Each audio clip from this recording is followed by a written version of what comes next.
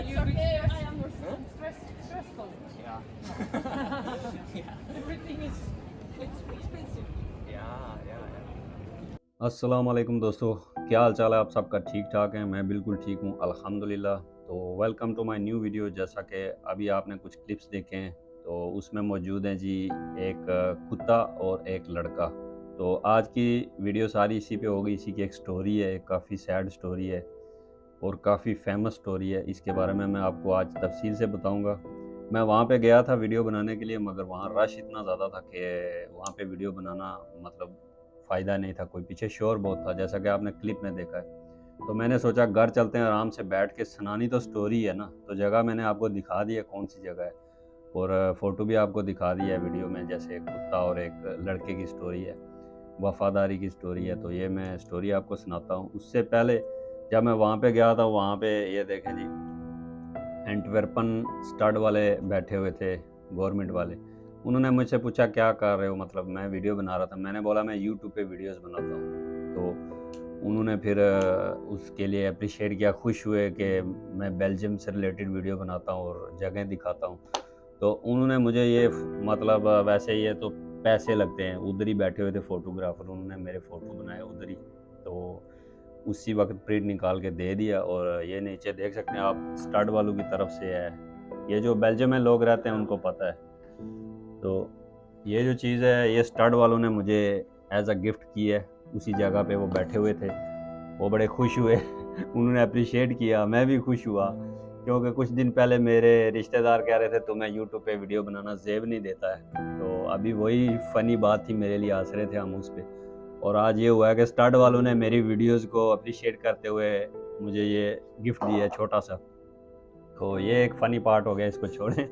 Video की तरफ बढ़ते हैं जी। वीडियो आज की है जी इस लड़के और इसके जो कुत्ते की आपस में दोस्ती और इनकी वफ़ादारी पे, और काफ़ी सैड सी स्टोरी भी है। तो मैं आपको सुनाता हूँ, शुरू करते हैं जी, ठीक है। तो इस स्टोरी में जो करैक्टर्स हैं वो एक लड़का और एक कुत्ता है, और उन दोनों के नाम हैं, जो लड़का है उसका नाम नेलो है और जो कुत्ता है उसका नाम पतराश है, ठीक है।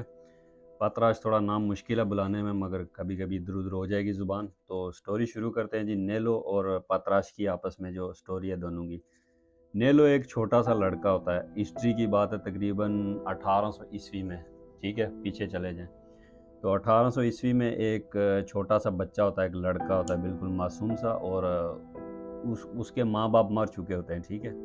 और वो अपने दादा के साथ रहता है एक घर में, ठीक है, अपने दादा के साथ उसके घर में रहता है। उसके माँ बाप नहीं है, तो ज़ाहिर है अकेला है, छोटा भी है, और उसका दादा भी काफ़ी बूढ़ा है, ठीक है। और वो दोनों, उन दोनों का एक दूसरे के अलावा कोई भी नहीं है। तो वो दोनों जनाब हिस्ट्री में रहते थे तकरीबन, ये पीछे एंटवर्पन के साथ में एक विलेज है, हावन उसको बोलते हैं, नहीं सॉरी होबोकन उसको बोलते हैं। हावन के साथ में लगता है होबोकन, छोटा सा विलेज है, ठीक है, एंटवर्पन में ही आता है। मगर उस वक्त थोड़ा एंटवर्पन छोटा छोटा होता था, तो छोटे छोटे टाउन से बने होते थे पीछे पीछे। तो जो होबोकन में रहता था, तो इनका यही काम होता था। ये बहुत गरीब थे बेचारे, ठीक है।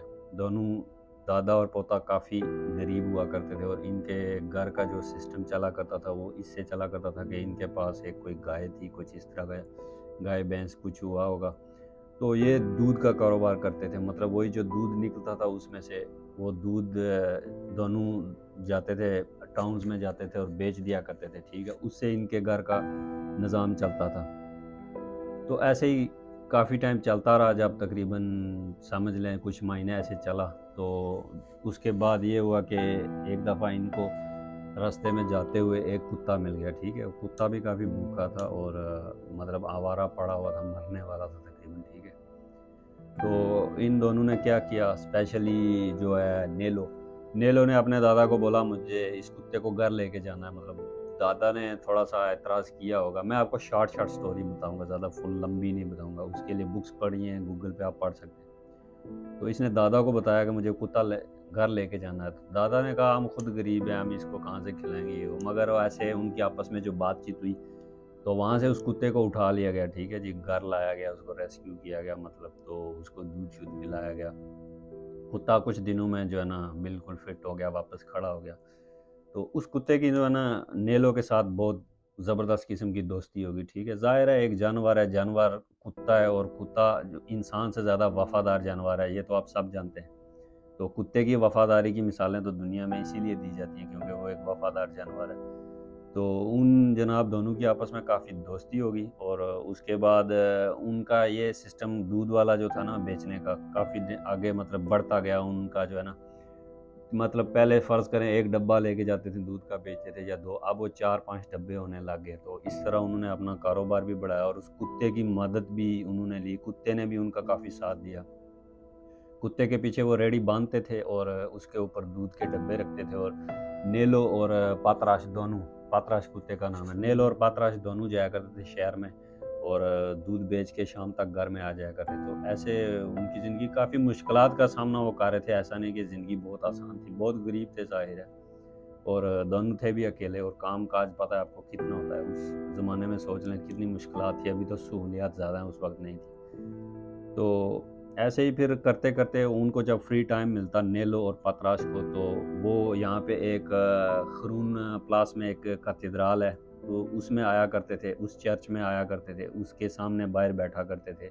उसके मतलब अंदर जो पेंटिंग्स लगी होती थी वो देखा करते थे, और वो पेंटिंग्स एक मशहूर पेंटर जो है बेल्जियम का, रोबेन्स उसका नाम है, उसकी थी, उसको देखा करते थे, ठीक है? वो सारी दुनिया जानती है कौन है मशहूर पेंटर रोबेन।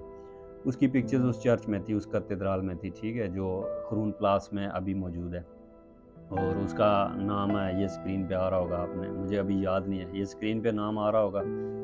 तो उस चर्च में जाया करते थे, उस चर्च के बाहर से उसको अंदर विंडो से देखा करते थे पेंटिंग, और काफ़ी देर वहाँ पे गुज़ार दिया करते थे। वो फिर उनका डेली का वहाँ पे आना-जाना होता था, ठीक है?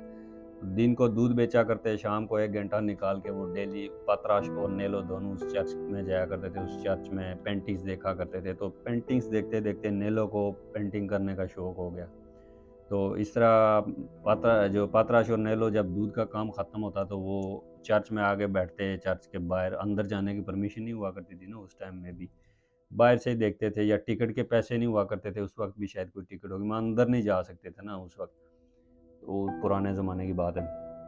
तो दूर से ही पेंटिंग देखते और पेंटिंग बनाने की कोशिश करते, तो ऐसे उनका जो है ना दोस्ती दिन ब दिन बढ़ती गई, और पतराश और नेलो एक-दूसरे के बिना नहीं रहते थे, हर वक़्त एक साथ, हर वक़्त।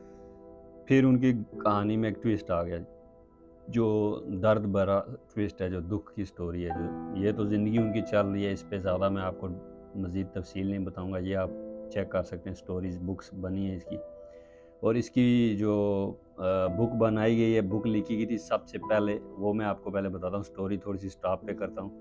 उसका नाम मैं भूल जाता हूँ, इसलिए मैंने लिख के रखा हुआ है, जो इसकी राइटर है, जिसने 1872 में, सही है, 1872 में फर्स्ट नॉवल लिखा इस पे, इस स्टोरी पे। उसका नाम है मारिया लुइस दे ला रामा, यूके की राइटर थी वो, और उसने इस पे नावल लिखा, ठीक है, इस स्टोरी पे। ये स्टोरी अभी मैं एंड आपको करता हूँ, इसका एंड बहुत बुरा हुआ था।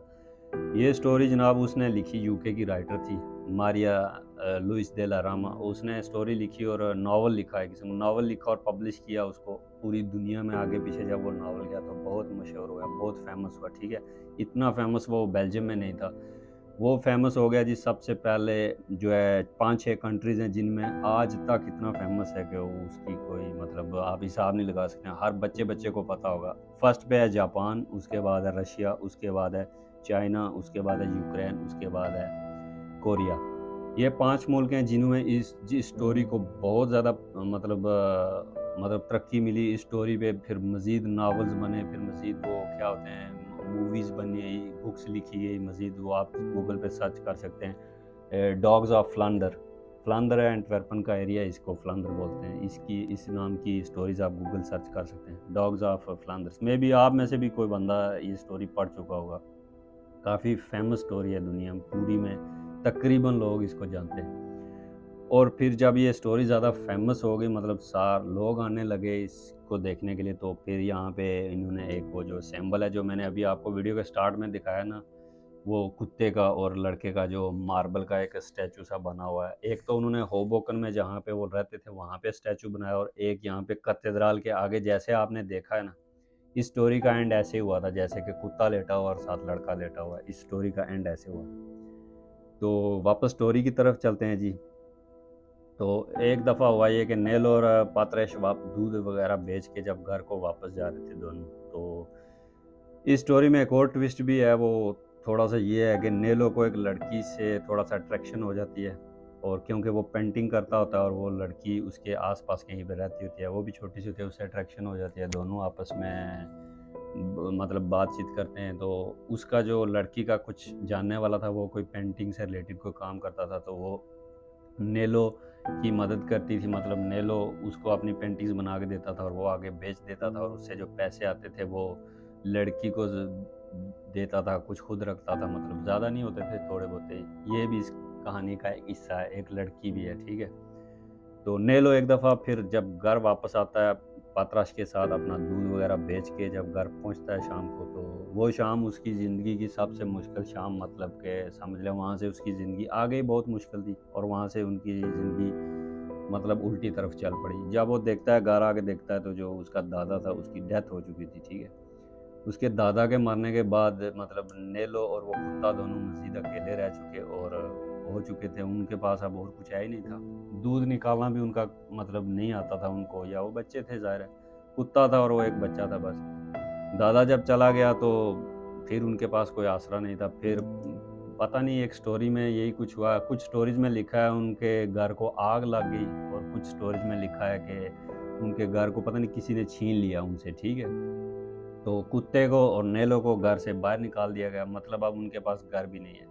उनके पास जो थोड़े से पैसे थे जो उनके पास, वो उनसे उन्होंने 1-2 दिन जो खाना खाया और गलियों में सोए, और आगे पीछे लोगों से हेल्प मांगते रहे। मगर जिन लोगों को वो जाके दूध भी देते रहे, तो उन्होंने भी, किसी ने भी हेल्प नहीं की, कुछ नहीं किया। किसी ने वो बिन माँ बाप के का बच्चा था वो, और किसी ने उसकी हेल्प नहीं की। उम्र में छोटा था काफ़ी। फिर वही जो लड़की थी उससे, जिसे उसकी अट्रैक्शन हुई थी, जो पेंटिंग बना के देता था उसको, वो बेच के उसको पैसे भी देता था उस लड़की को। उस लड़की के घर गया तो उसकी माँ आई और उन्होंने उसको एक्सेप्ट नहीं किया, और उसने बोला मैंने पैसे भी देता था आपको, तो आप अभी मेरा मुश्किल वक्त है, मेरी हेल्प करें। तो बच्चा गिड़गिड़ाया, रिक्वेस्ट की उन सब के आगे, मगर उन्होंने एक ना सुनी। उन्होंने धक्के मार के निकाल दिया। ज़ाहिर है, जब आपका अच्छा टाइम होता है तो सारी दुनिया आपके साथ चलती है, जब आपका बुरा टाइम होता है तो यही मिसाल है हर कहानी में। आपके अपने भी आपके साथ खड़े नहीं होते हैं, तो अपने बस बातों के ही होते हैं। तो इसीलिए फिर वो वापस निकलते हैं जी शहर की तरफ। मतलब तो ज़ाहिर है उनका रोज़ का मामूल था कि उस चर्च में आना, मगर काफ़ी दिनों से वो उस चर्च में नहीं आए थे। तो फिर ऐसे क्या हुआ कि सर्दियों की रातें थी, मतलब दिसंबर का महीना था, और बेल्जियम में कितनी ज़्यादा बर्फ़ पड़ती थी हिस्ट्री में, ये आप सोच भी नहीं सकते। अभी तो पड़ती भी नहीं है ना, कम ही है। उस वक्त यहाँ पे बिल्कुल मतलब आधी आधी गली जो है ना बर्फ़ से बंद हुआ हुई होती थी। इतनी ज़्यादा स्नो हुआ करती थी और इतनी ज़्यादा ठंड हुआ करती थी। उस ठंड में नेलो और पात्रास जो है ना, दोनों धक्के खाते हुए पूरे शहर में आगे पीछे मारे मारे फिर रहे हैं, कोई हेल्प नहीं कर रहा है। मतलब उन्होंने फिर घूमते-घूमते वो जो उसी चर्च के पास चले गए, ठीक है? उस चर्च के पास चले गए, उसकी कोई विंडो खुली थी या कैसे करके वो उसके अंदर चले गए, वो नहीं पता कैसे अंदर गए। क्योंकि फिर जब वो उसके अंदर चले गए तो सुबह जब स्टोरी यहीं से ख़त्म हो गई। जब वो दोनों अंदर चले गए, जब सुबह जब चर्च के दरवाज़े खुले, तो उन दोनों को जनाब इस हालत में पाया गया जैसे कि ये पिक्चर में आपको मैंने दिखाया, जैसे कि ये कुत्ता है और उसके साथ लड़का है, दोनों इस हालत में चर्च के फर्श पे पाए गए। क्यों? क्योंकि ठंड थी, और ठंड की वजह से वो बेचारे एक दूसरे के साथ लिपट के सो रहे थे, और दोनों की एक साथ डेथ हो गई उसी टाइम, उधर ही उसी चर्च के अंदर, उसी प्लेस के अंदर जहाँ पे वो पेंटिंग देखा करते थे डेली आके। और वो पेंटर बनना चाहता था, जहाँ वो मशहूर पेंटर रॉबिन की पिक्चर्स लगी हुई थी दीवारों पे, उसने जो पेंट किया हुआ था, उन्हीं के दरमियान में कहीं पे फर्श पे सर्दी में उसी तरह कुत्ता और वो दोनों आपस में ऐसे हग किया हुआ था, मतलब जप्फी डाली हुई थी इसी स्टाइल में कि जैसे सर्दी से बंदा बचता है। तो इसी स्टाइल में दोनों की जो है ना सुबह चर्च में लाशें मिली दोनों की, और उसके बाद ये स्टोरी वहीं पे इन बेचारे दोनों की ख़त्म होगी।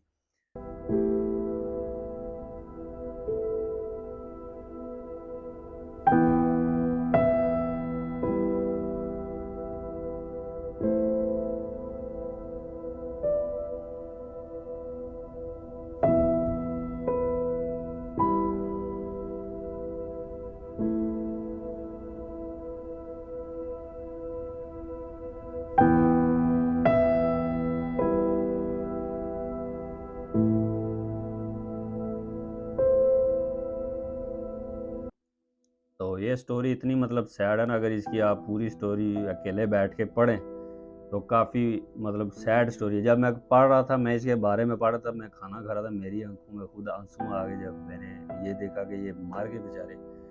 मेरी आंखों में कसम से, खुदा की कसम, मेरी आंखों में आंसू आ गए। मैं इतनी गहराई में पढ़ रहा था ना, ऐसे एक मतलब बच्चा है, मैं फील कर रहा था वही सारी चीज़ें। तो जब आप कोई भी स्टोरी पढ़ते हैं, जब आप उसमें इन हो जाते हैं, उसको फील करते हैं, तो ज़रा दिल से पढ़ते हैं, तो पूरी आपको सामने वो इमेज दिखती है।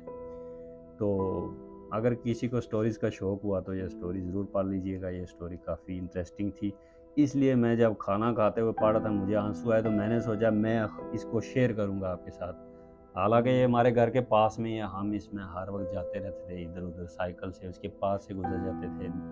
तो हमेशा देखते थे कि चाइनीज़ लोग, रशियन लोग टाइप और दूसरे जापानीज़ लोग बहुत इसके साथ पिक्चर्स खिंचवा रहे होते थे, बहुत ज़्यादा। अभी पता चला है कि जब मैंने पढ़ा है वो क्यों, क्योंकि ये बहुत फ़ेमस है उन मुल्कों में, ठीक है? तो ये वजह थी जनाब। तो अभी जब इसकी स्टोरी पता चली है तो फिर समझ में आई है कि छोटा-सा जो उन्होंने इतना पुतला-सा बनाया हुआ है ज़मीन पे, इसका कितना बड़ा पीछे स्टोरी है, कितनी कहानी है, ठीक है? तो उम्मीद करता हूँ जी आपको ये मेरी स्टोरी पसंद आई होगी। काफ़ी शायद लंबी हो गई होगी, मैंने काफ़ी शॉर्ट करके सुनाई है, बिल्कुल समझें निचोड़ के मैंने उसमें से कुछ चीज़ें आपको सुनाई हैं। मैं उन लोगों का थैंक यू करता हूँ, शुक्रिया करता हूँ जिन्होंने मुझे लाइक किया हुआ, मतलब सब्सक्राइब किया हुआ है, जो मुझे लाइक करते हैं, जो कमेंट करते हैं, जो थोड़े से लोग हैं, मैं उनका दिल से शुक्रगुज़ार हूँ।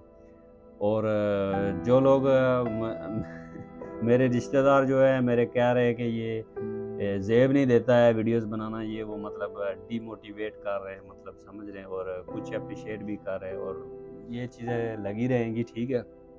तो इसको मैं सीरियस नहीं लेता हूँ, मैं ऐसी-वैसी चीज़ों को, मेरा काफ़ी पुराना ताल्लुक है रिश्तेदारों से टक्कर का। ये बातें मेरे साथ बचपन से लगी आ रही हैं, मुझे इसकी फ़िक्र नहीं है, ठीक है? इंशाल्लाह वीडियो बनती रहेगी यूट्यूब पे, और अच्छा-सा कंटेंट लाने की कोशिश करता रहूँगा मैं आपके लिए। तो फिर मिलते हैं जनाब किसी अगली वीडियो में, और तब तक के लिए जनाब अल्लाह हाफ़िज़।